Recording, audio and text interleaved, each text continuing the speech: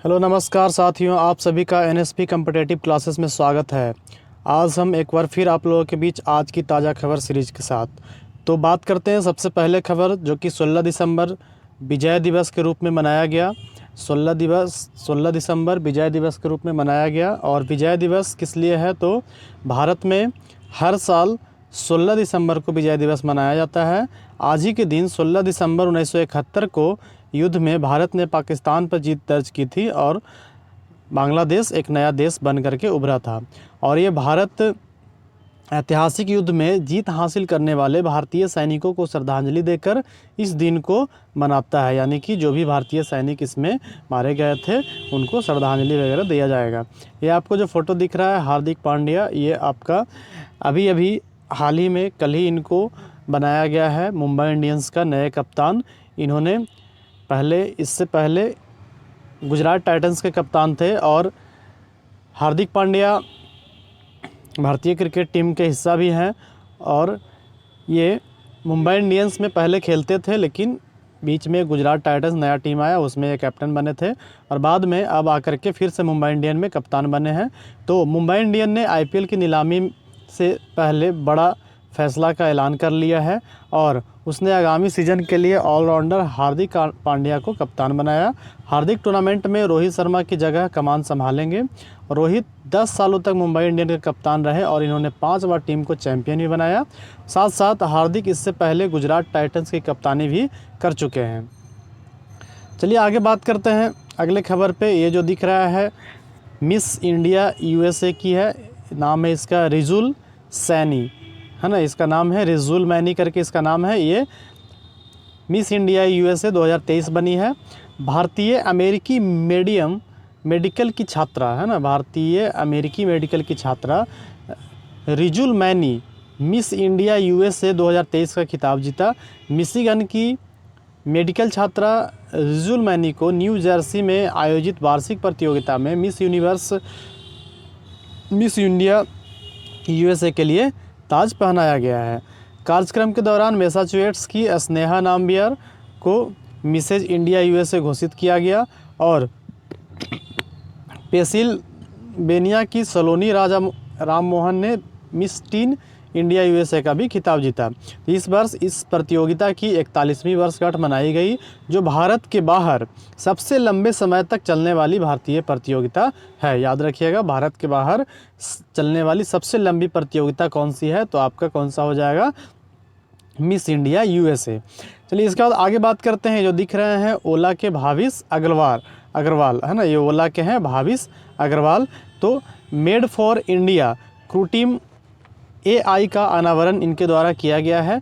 तो ओला के सह संस्थापक भाविश अग्रवाल द्वारा स्थापित नया कृत्रिम बुद्धिमत्ता उद्यम कृत्रिम SI डिजाइंस ने विशेष रूप से भारतीय पारिस्थितिकी तंत्र की विशिष्ट आवश्यकताओं को पूरा करने के लिए तैयार किए गए बहुभाषी AI मॉडल का एक परिवार पेश किया है। इसके बाद आगे देखते हैं। कृत्रिम प्रो नामक मॉडल को 22 भारतीय भाषाओं में संचालित करने का डिज़ाइन किया गया, यानी कि कृत्रिम जो प्रो नामक मॉडल तैयार किया गया है जिसमें 22 भारतीय भाषाएं हैं। संविधान में कितना भाषा है, टोटल 22 भाषा है, जो भारत प्रथम लागत संरचनाओं में सांस्कृतिक जुड़ाव और पहुंच पर जोड़ देगा। कृत्रिम जिसका संस्कृत अर्थ है कृत्रिम, जो 2 आकारों में आता है। इसके बाद ये जो दिख रहा है आपको, ये है आपका नोवाक जोकोविच और आरियाना सवालेंका। ये जो आपका दिख रहे हैं ये है नोवाक जोकोविच और नोवाका सवालेंका, ये है आपका। तो इनके बारे में भी जानते हैं। नोवाक जोकोविच और आरियाना सवालेंका को 2023 का ITF विश्व चैंपियनशिप नामित किया गया है। उन्होंने सीजन के दौरान सभी 4 ग्रैंड स्लैम टूर्नामेंटों में कम से कम सेमीफाइनल तक पहुंचने वाले एकमात्र एकल खिलाड़ी बनकर यह मान्यता हासिल की है। तो जोकोविच ने ऑस्ट्रेलियन ओपन, फ्रेंच ओपन और US ओपन जीतने के बाद 8वां ITF विश्व चैंपियनशिप का पुरस्कार भी जीता है और सीजन को ATP रैंकिंग में नंबर 1 पर समाप्त किया है। तो बहुत अच्छी खबर है, याद रखिएगा। नोवाक जोकोविच और ये जो है आरियाना सवालेंका, ये सब कौन सा खेल खेलते हैं, तो टेनिस खेलते हैं, याद रखिएगा, ध्यान रखिएगा, एग्जाम में पूछ सकता है आपको। ये तमिलिसाई सुंदरराजन, ये आपका तेलंगाना के राज्यपाल हैं। तो यहाँ पे देखिए तेलंगाना विकास को 3 क्षेत्रों में विकेंद्रीकृत करेगा। है क्या? तो तेलंगाना जो अपनी जीवंत संस्कृति और तेज़ी से सशक्ति शहरीकरण के लिए जाना जाता है, एक परिवर्तनकारी यात्रा शुरू करने के लिए तैयार है, क्योंकि राज्य सरकार ने विकास को विकेंद्रीकरण करने की अपनी महत्वाकांक्षी योजना को खुलासा किया है। राज्यपाल तमिली साई सुंदरराजन हाल ही में राज्य को 3 क्षेत्रों में रणनीतिक रूप से विभाजित करने की घोषणा की है, जिसमें हैदराबाद को एक अभूतपूर्व पहल के लिए केंद्र के रूप में स्थान प्राप्त हुआ है। तो आगे देखिए, ये उमा शेखर है ना, यूनिडोरिट की गवर्निंग काउंसिल में स्थान हासिल करने का इतिहास रचा है। कौन नाम है इसका? उमा शेखर। तो भारत की पहली महिला उम्मीदवार उमा शेखर यूनिडोरिट की, देखिए उमा शेखर यहाँ पे बैठी हुई है ना। तो भारत की पहली महिला उम्मीदवार उमा शेखर ने यूनिडोरिट की गवर्निंग काउंसिल में स्थान हासिल करने का इतिहास रचा है। गवर्निंग काउंसिल में 25 प्रतिष्ठित कानूनी विशेषज्ञ शामिल हैं और उमा शेखर को इटली के रोम में हुए पहले दौर के चुनाव के लिए 59 में से प्रभावशाली 45 वोट मिले, तो बहुत ही अच्छी है। तो विशेष रूप से रूस, अमेरिका और चीन के उम्मीदवारों सहित सभी 32 प्रतियोगियों ने परिषद में पदों के लिए प्रतिस्पर्धा की, लेकिन उमा शेखर विजयी रही। गवर्निंग काउंसिल के लिए चुने जाने के लिए 21 वोटों की आवश्यकता थी। उमा शेखर ने पर्याप्त अंतर से सीमा को पार कर लिया और टोटल 45 वोट इन्होंने प्राप्त किया। आगे बात करते हैं, ये जो दिख रहा है चमक धमक, यह सूरत हवाई अड्डा का है।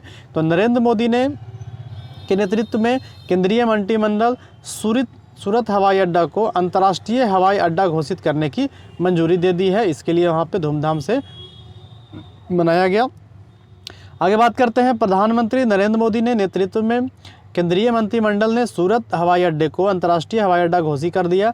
इस राजनीतिक निर्णय का उद्देश्य सूरत को अंतर्राष्ट्रीय यात्रियों के लिए प्रवेश द्वार के रूप में स्थापित करना है और हीरा और कपड़ा उद्योग के लिए निर्यात और आयात का संचालन क्या करना है? बढ़ाना है। तेजी से बढ़ते सूरत ने महत्वपूर्ण आर्थिक कौशल दिखाया है, जिससे इसके हवाई अड्डे की अंतर्राष्ट्रीय स्थिति आर्थिक विकास, विदेशी निवेश को आकर्षित करेगा, राजनयिक संबंधों को मजबूत करने में महत्वपूर्ण योगदान देगा। क्योंकि जब तक अंतर्राष्ट्रीय हवाई अड्डा नहीं रहेगा तब तक वहाँ पे अंतर्राष्ट्रीय लोग आएंगे कैसे, मतलब ज़्यादा कैसे आएंगे? ऐसे तो ट्रेवल करके भी आ सकते हैं, क्योंकि हर जगह पे तो अंतर्राष्ट्रीय हवाई अड्डा बनाना मुश्किल है। तो लेकिन अगर यहाँ ही पे बन गया तो डायरेक्ट यहाँ पे लोग पहुँच सकते हैं, डायरेक्ट विदेश से। तो ये बहुत अच्छी खबर है, यहाँ का आयात निर्यात कुछ बढ़ेगा।